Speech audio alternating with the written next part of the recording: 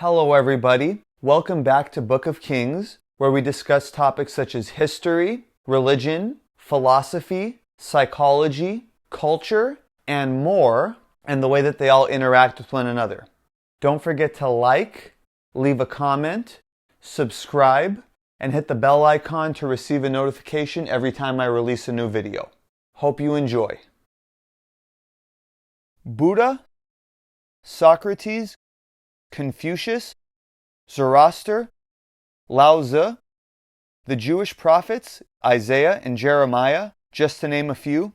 What do all of these renowned figures in the history of philosophy and world religion have in common? An answer to that question was proposed by German existentialist philosopher Karl Jaspers. In his book The Origin and Goal of History, Jaspers would propose that all of these great thinkers would rise to prominence within a common time period from 800 to 200 BC, particularly concentrated around 500 BC, which he would dub the Axial Age, meaning that this period would stand as the axis or dividing line between all of human history before it and all following it. Jaspers would propose that the ideas during this period would provide the foundation for all subsequent ideas and belief systems witnessed throughout the world, and a clear division would be drawn between the pre-axial and post-axial world. The aforementioned developments of the Axial Age were proposed to have occurred roughly simultaneously in 5 regions of the world, in many cases with no notable contact with one another, namely in China, India, Iran, Israel, and Greece. The Axial Age would produce Zoroaster, the founder of the Zoroastrian faith, the writers of the Upanishads, one of the central collections of texts within the Hindu faith, Chinese philosopher Laozi, the founder of Taoism, Confucius, as well as the various other thinkers associated with the Chinese 100 schools of thought, the Jewish prophets such as Isaiah and Jeremiah, amongst others, Socrates, Plato, Aristotle, as well as the pre-Socratic Greek philosophers, the Buddha, and Mahavira, one of the central figures in Jainism. It is this axial period which Jaspers regards as the beginning of history. Jaspers would write that the only historical development comparable to the Axial Age would be the development of civilization in the original 4 civilizations of the world, i.e. Mesopotamia, Egypt, India, and China. Jaspers would contrast the Axial Age with these pre-axial ancient civilizations, which he described as laying between quote-unquote prehistory and history proper, and as being characterized by mythical belief systems which Jaspers would describe as being quote-unquote destitute of philosophical enlightenment, devoid of any quest for salvation, while simultaneously possessing quote-unquote highly developed organization and high levels of technical achievement and extraordinary achievements in art. In contrast, Jaspers would depict the Axial Age as being characterized by a demythologization, transitioning away from mythology toward critical examination of life and the world, focusing on otherworldly pursuits rather than merely the pursuits of this world.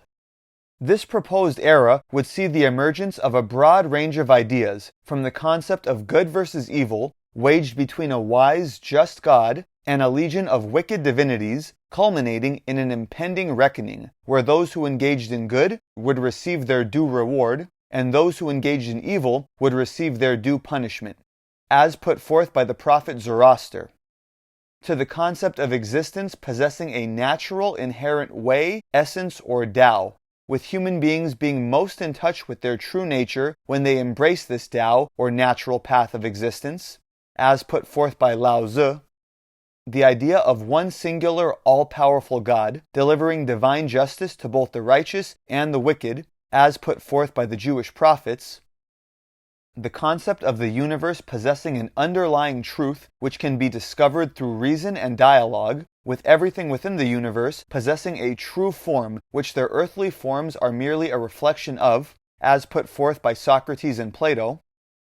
the concept of the universe possessing a unified, all-encompassing divine reality, of which all in existence is a part of, and life within this universe repeating itself in a cycle of rebirth, expressed within the Hindu Upanishads,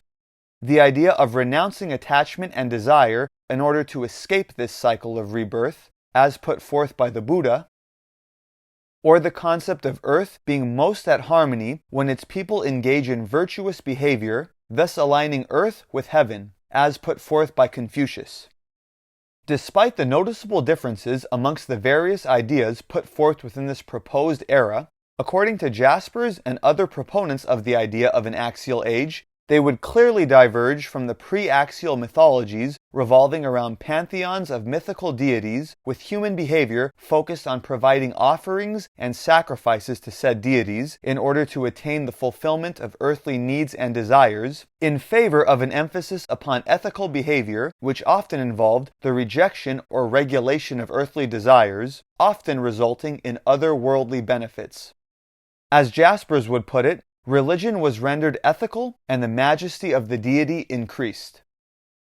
One such notable idea, which can be witnessed across many of the various axial age systems of thought, is the concept of the golden rule, or treating others the way one wishes to be treated, which can be witnessed in Judaism, Taoism, Confucianism, Hinduism, Buddhism, Jainism, as well as in the ideas of pre-Socratic philosophers Thales and Socrates.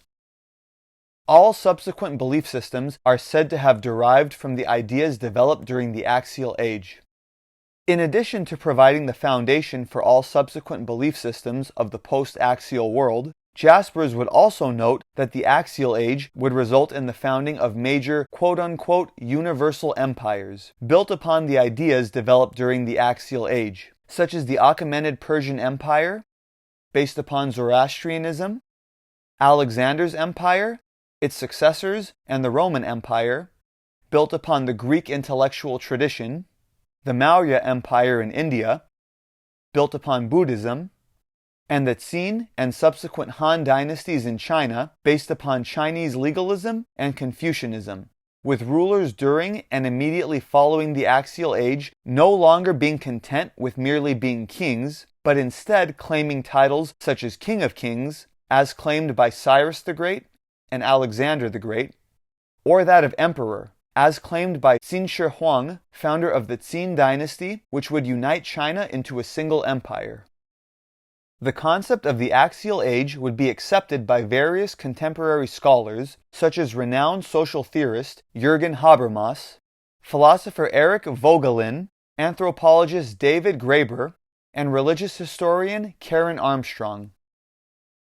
Now, if one were to accept the concept of there being a quote-unquote axial age, where various regions of the world would develop ideas all bearing a common set of shared features, then naturally the question would arise, what caused all of these common ideas to simultaneously develop?